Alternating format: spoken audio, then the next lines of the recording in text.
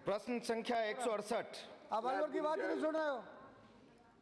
अलवर की बात तो सुनो।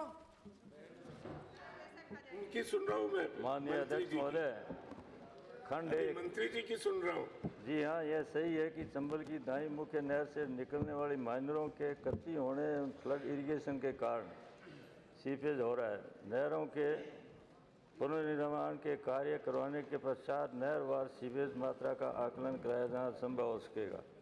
खंड 2, सिंचित क्षेत्र विकास चंबल कमांड क्षेत्र की नहरों के जीर्णोद्धार व पुनः निर्माण कार्य प्रगतिरत हैं।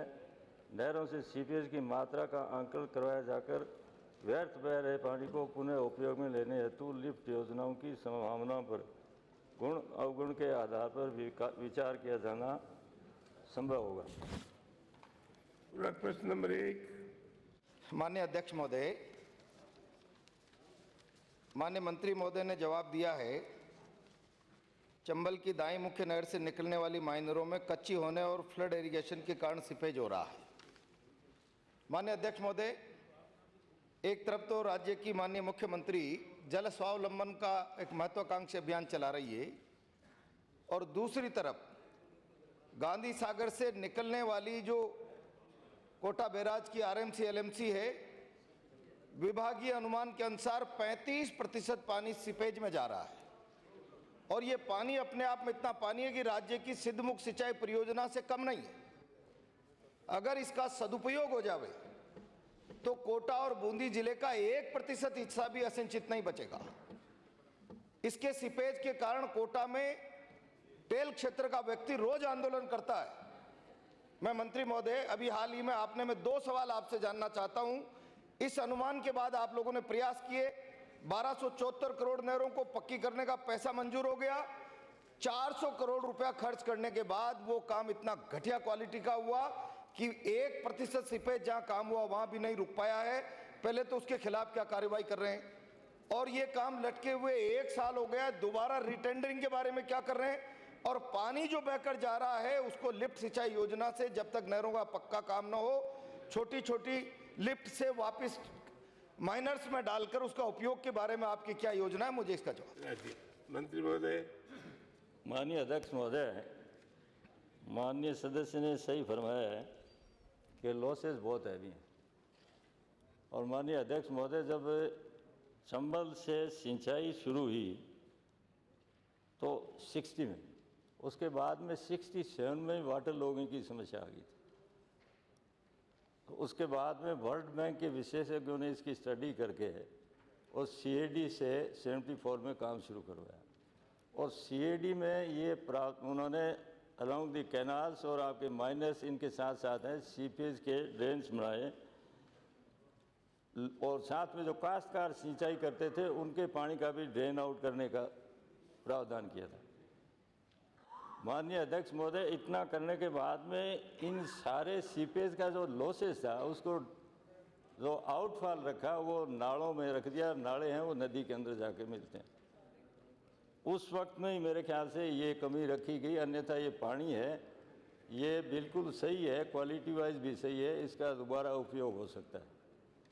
इसके लिए कई एलिमेंट्स हैं। जो पानी टेल पर नहीं जाता उसके लिए सबसे बड़ा कारण तो ये है कि एक तो रेगुलेशन ही नहीं है। माननीय अध्यक्ष महोदय, अगर आपके पास 50 बीघा ज़मीन है तो आप अपनी 50 बीघा ज़मीन लगा करके मेरे को दोगे, तो मैं 50 बीघा पानी लगाऊंगा तो मैं रात के टाइम में क्यों परेशान हूँ?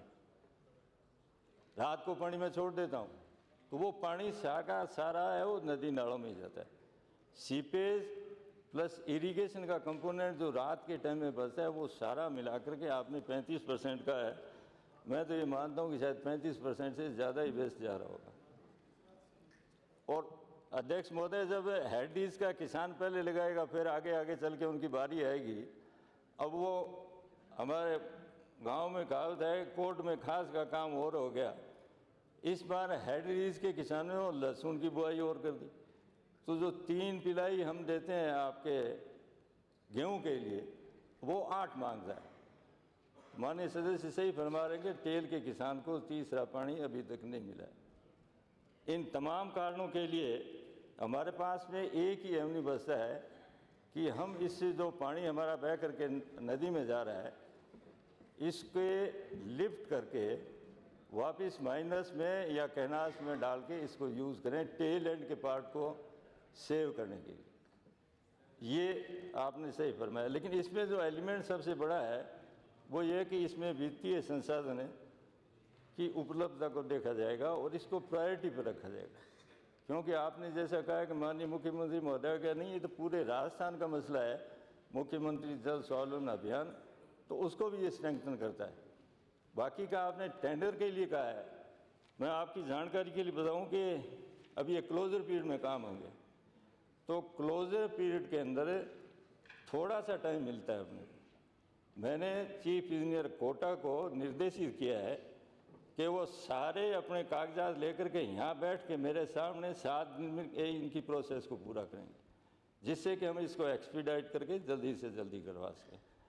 बाकी का क्वालिटी वाइज जो आपने फरमाया माननीय अध्यक्ष महोदय, मैं भी खुद वहाँ गया था और क्वालिटी भी पूर थी और कुछ उसमें गड़बड़ी ये थी कि सॉइल स्ट्रक्चर है वो ब्लैक कॉटन सॉइल होने की वजह से वो फूलती है तो लाइनिंग है वो जल्दी डैमेज हो जाती है। उसके लिए हमने CNS का प्रावधान किया जिससे कि वो डैमेज नहीं हो। पूरक प्रश्न नंबर 2। एक मिनट सर, मैं पूछ प्रताप सिंह जी देखिए, पूरक प्रश्न नंबर 2। अरे नहीं, पूरक प्रश्न करने दो उनको, इनका अधिकार है। माननीय मंत्री महोदय, आपने सारे विषय पर जो बताया मैं संतुष्ट हूँ, पर इसके कारण शहर की कॉलोनियों में भी पानी बढ़ जाता है। कई बार आपसे व्यक्तिगत भी ये बात हुई है, उसके रोकथाम के लिए क्या प्रयास करेंगे? देखिए, जब कैनाल्स डैमेज हैं, सीपेज लो से ज़्यादा है, तो वो जब उनको अपने कंट्रोल करेंगे तो वो भी सुधरेगा उसकी वजह से। पूरक प्रश्न श्री प्रताप सिंह जी। मैं माननीय मंत्री महोदय से, अध्यक्ष महोदय, आपके माध्यम से पूछना चाहता हूं कि वाटर लॉगिंग की वजह से जो दाईं और बाईं मुख्य नहर से वाटर लॉगिंग हो रही है, उससे किसानों की कितनी ज़मीन खराब हो गई है, ये बताने का कष्ट करें।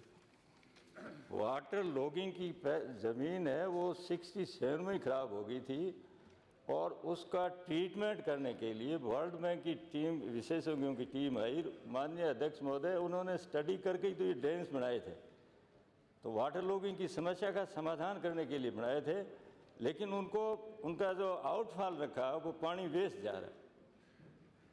मेरा अध्यक्ष महोदय सीधा सवाल है कि कितने